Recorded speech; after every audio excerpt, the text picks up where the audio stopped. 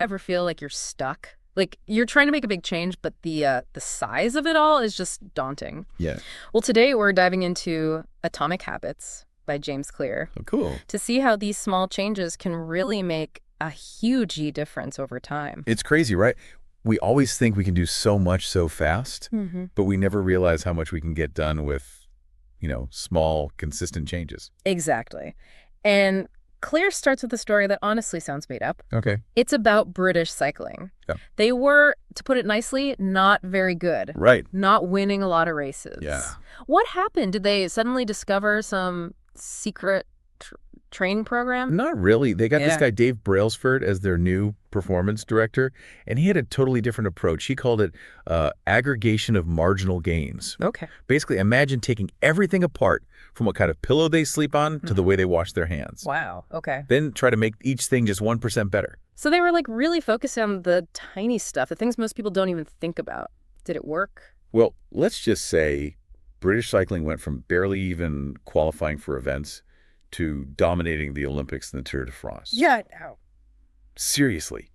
They were breaking world records left and right, and it wasn't some fancy training or anything. It was just all these small improvements adding up. That's incredible. It's almost like a trick. Getting 1% better every day. It seems too easy. Yeah. But if you do the math, it's wild. Do that for a year and you're 37 times better overall. Think about that for your money, your relationships, anything. And that's what's so cool about this. It applies to everyone. We always want that overnight success, but real change, lasting change, happens little by little. Right. Like saving a few bucks every day. Doesn't seem like much. But over time, it's a safety net, investments, even financial freedom.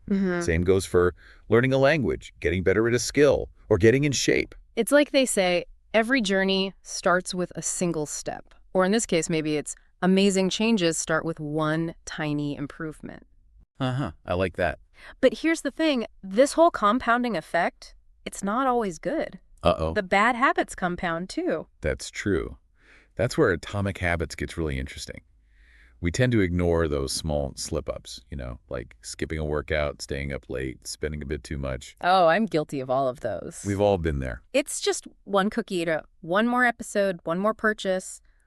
But those tiny 1% worse choices, day after day, they add up. It's like this example. Clear uses, imagine an airplane that changes its course by just 3.5 degrees. Okay. Doesn't seem like much, does it? Not really, no. But if you're flying from Los Angeles to New York City, that small change means you'll land in Washington, D.C. Whoa. That's hundreds of miles off course. Yeah. Our habits, even the tiny ones, are like those course adjustments. They're steering us, little by little, to different places in life. Wow, that's a really good analogy. You really see how these small choices make a difference. But sometimes, even when you make the effort, the results feel super slow, like they're invisible or something. Yeah, for sure. Clear talks about this thing called the plateau of latent potential. Have you ever felt like you're putting in work but not seeing any payoff? All the time. Yeah. It's so frustrating. It's that feeling that you're just spinning your wheels, going nowhere, even though you're trying really hard. Yeah. And that's usually when people quit. They think that no visible results means no progress at all. It's true. It's easy to just give up when you don't see results right away. Yeah. But the interesting thing about this plateau of latent potential is it's often when the big changes are about to happen. Exactly. Think about, like Clear says, a bamboo tree. Okay. It spends years building these huge roots underground, but nothing seems to be happening above ground. Yeah. Then, bam, it shoots up like crazy in just a few weeks. Wow. The growth was always there, just not where you could see it. That's a great analogy. It's like we focus too much on the outward stuff and miss what's happening beneath the surface. But that makes me wonder, if progress isn't always straightforward, how do we stay motivated? How do we not give up too early? That's where Clear says something kind of radical. We need to focus on systems instead of goals. Hold on, what? Forget goals.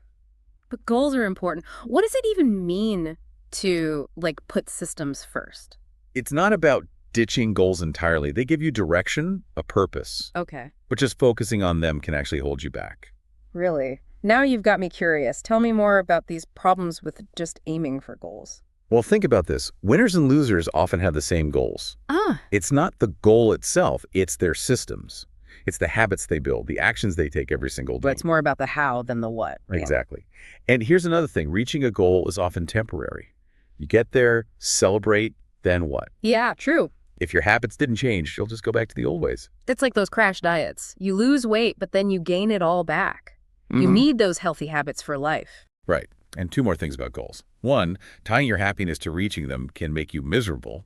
We all do it. I'll be happy when I goal, but then you're always chasing the next thing, never happy now. Oof, that's so true. We're always waiting to be happy instead of enjoying the journey. And lastly, focusing only on goals can mess up long-term progress. How so? Imagine this.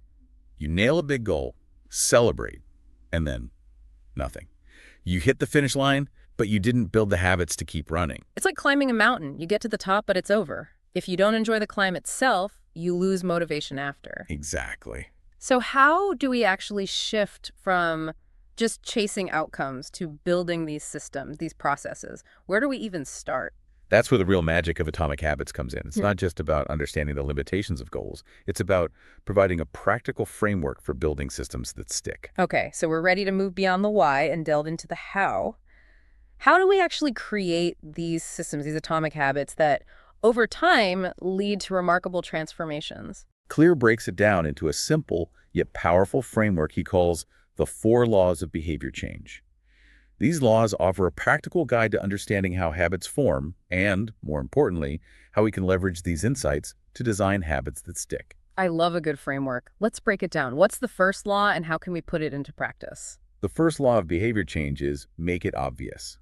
This is all about recognizing that habits are triggered by cues, those subtle environmental or contextual hints that signal our brains to initiate a behavior. So to build a new habit, we need to make the cue that triggers that habit crystal clear, impossible to ignore. Do I need sticky notes all over my house? It could be that simple. The key is to associate the desired habit with a specific cue and make that cue highly visible in your environment. For instance, let's say you want to start a daily journaling practice. Instead of leaving your journal tucked away in a drawer, place it prominently on your bedside table, right next to your glasses. So when I reach for my glasses first thing in the morning, boom, there's my journal staring back at me, almost begging me to write. It's about creating that visual trigger, making the habit impossible to ignore. I get it. What about the second law? How do we go from simply noticing a cue to actually feeling motivated to take action? That's where the second law comes in. Make it attractive. We are far more likely to stick with habits that we genuinely enjoy, habits that bring us some form of pleasure or satisfaction.